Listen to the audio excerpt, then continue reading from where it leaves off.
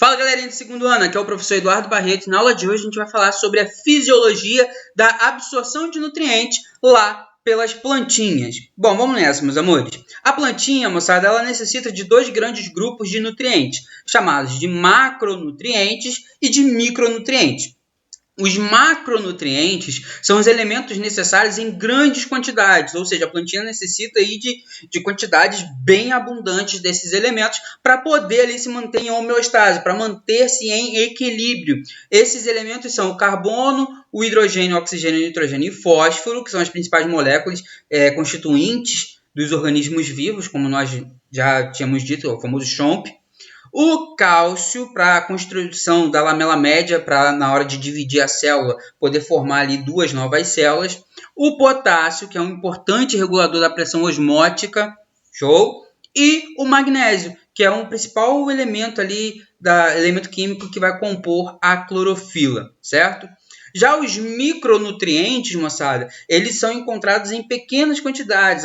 A planta não precisa, o vegetal não precisa de quilos desses nutrientes, desses elementos, mas é importante que esses vegetais apresentem uma pequenina quantidade desses elementos, certo? E eles atuam como cofatores enzimáticos, belezinha? É o mesmo princípio de atuação das vitaminas em nós. Em nós, as vitaminas têm a função de cofatores enzimáticos. Nas plantinhas, esses micronutrientes também têm essa função de cofator enzimático, tudo bem?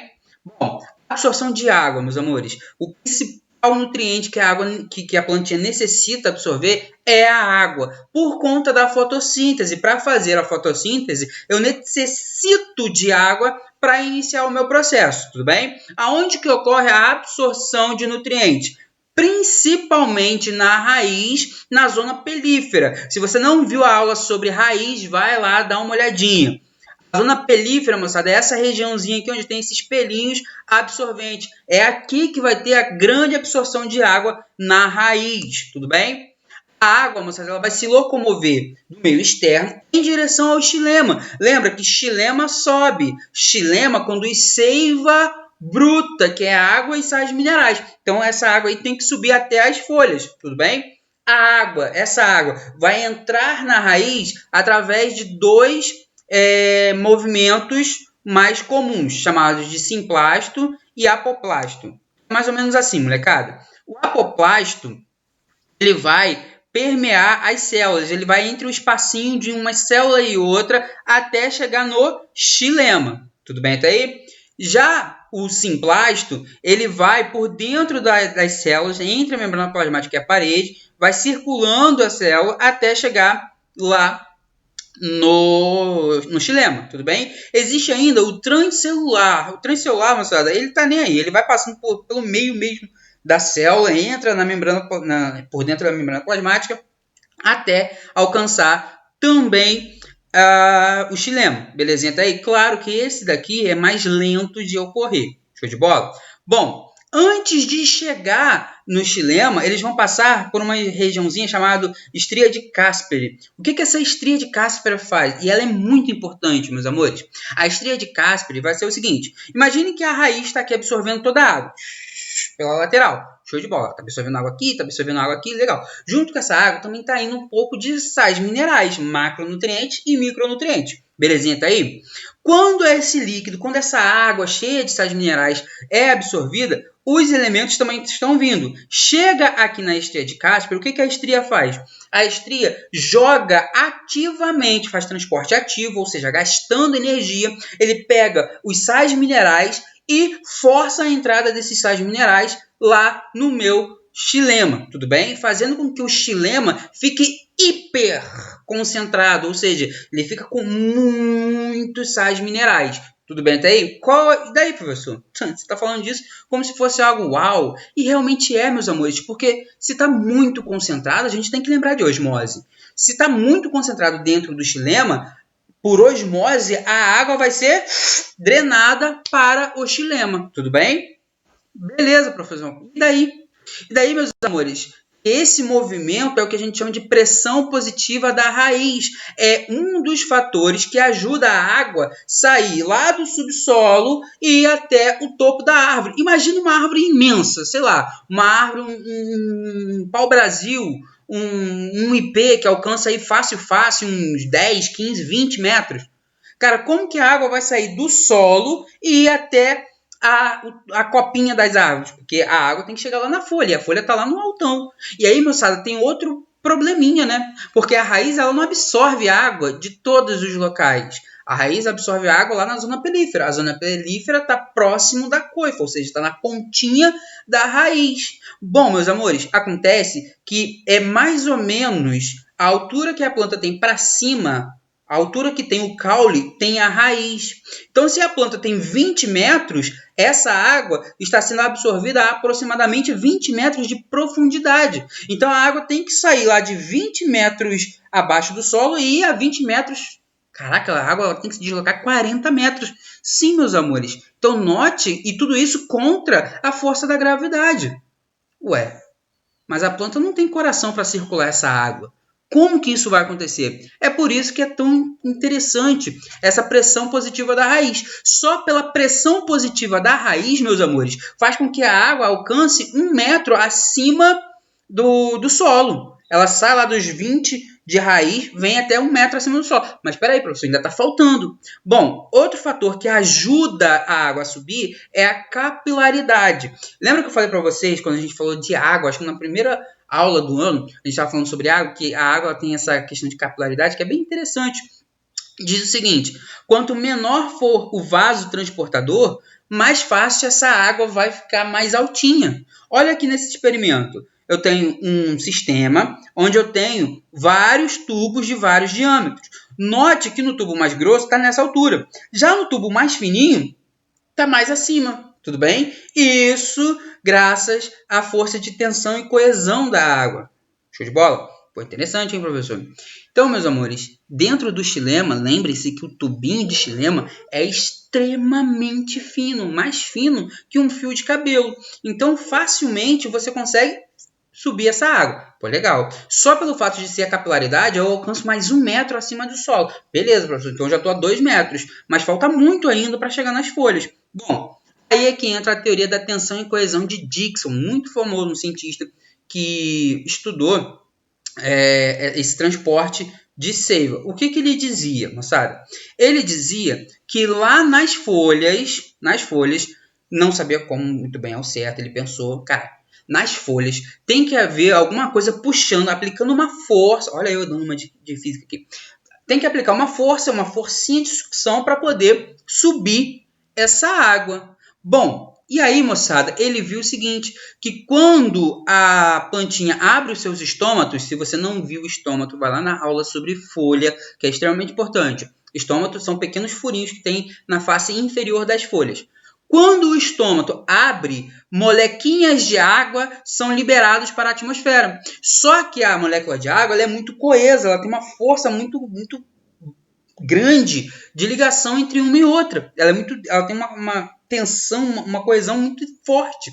E aí, molecada, se eu puxo uma molequinha de água para fora, eu puxo a que estava antes dela. E puxo a que estava antes, e a que estava antes, e a que estava antes. E aí, note que forma uma verdadeira corrente de água aqui por dentro da plantinha. Graças à teoria de Dickson, moçada, é que a planta, tendo lá, sei lá, 100 metros, 120 metros, 140 metros, consegue transportar água para cima sem ter um coração, sem ter um músculo ali bombeando. Tudo bem? Maneiro, professor. E como que é o funcionamento, então, desse estômago? Bom, o estômago, moçada, ele tem que fechar e abrir, dependendo da necessidade. Porque, veja bem, se eu estou passando por um período de estiagem, um período de seca, é interessante para mim, planta, ficar com esse estômago aberto, perdendo água para o ambiente? Não é interessante, tudo bem? Então, eu tenho que ter esse controle de abrir e fechar. Quando eu vou abrir o estômago, as células guarda, que são essas células aqui, que são os porteiros do estômago, belezinha? É ela que controla a abertura ou fechamento do estômago. A célula guarda começa a ter uma grande entrada de potássio. Começa a entrar muito potássio. Ao entrar muito potássio, ela fica hipertônica, logo ela, por osmose, absorve muita água e ela fica cheinha. Note que abre um espacinho entre uma célula e outra, chamado de ostilo. Quase que não sai.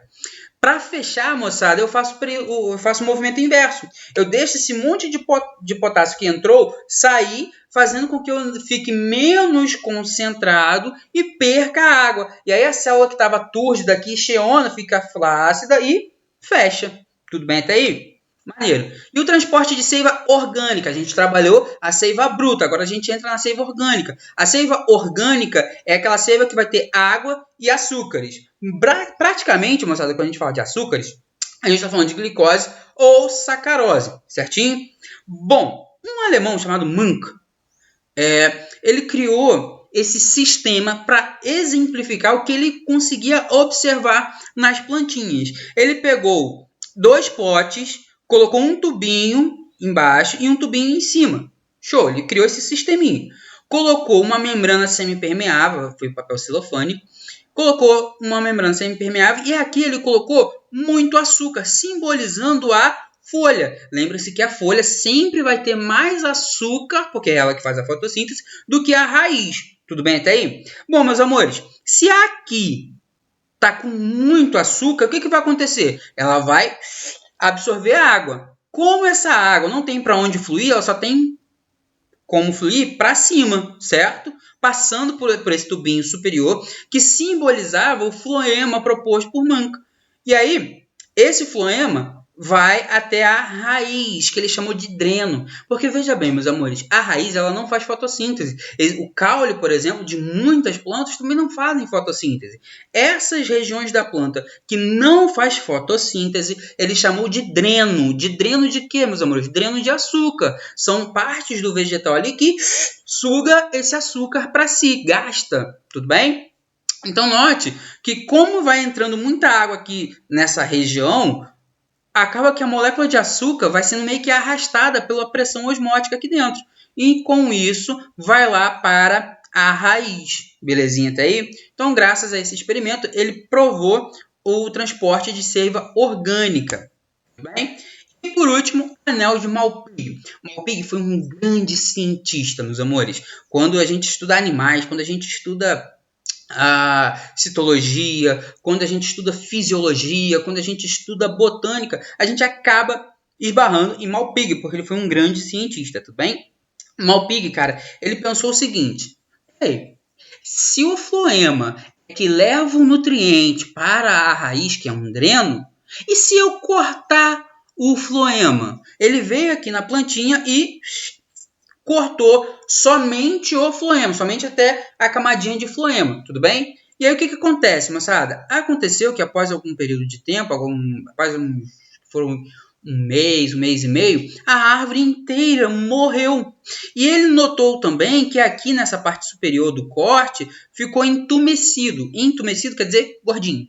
Tudo bem? Ficou gordinho. Quando ele foi analisar essa região aqui, ele notou, antes da plantinha morrer, obviamente, ele notou uma grande quantidade de açúcar. Por que a plantinha morreu? Como eu falei para vocês, a raiz ela não faz fotossíntese, ela é dependente das folhas para levar o açúcar para ela. Como o açúcar não estava chegando na raiz, a raiz morreu. Se a raiz morreu, como que vai seiva bruta para fazer fotossíntese? Então eu acabo matando o vegetal inteiro, a planta inteira, tudo bem? E por último, um outro exemplo de anel de Malpighi é nesse caso aqui. Em vez de fazer no tronco principal, eu fiz o anel de Malpighi em um galho, em um ramo dessa plantinha. O que vai acontecer? A planta vai morrer? Não, a planta não vai morrer. Por quê? Porque nos outros ramos aqui, ó, não foi feito o anel de Malpighi. Então, a partir desses galhos aqui, ó, o açúcar que for produzido do lado de cá da plantinha vai ser levado para a raiz. E o açúcar que foi produzido aqui, professor? Bom, se porventura tiver uma formação de um fruto ali, ó, esse fruto vai drenar todo o açúcar produzido aqui. Consequentemente, vai ser um fruto muito mais doce do que o normal. Tudo bem? Molecada, espero que vocês tenham curtido essa aula de hoje. Uma aula tranquila. Vai lá na plataforma, faz as atividades online. Beijão, eu tô morrendo de saudade de vocês. novamente. Até mais.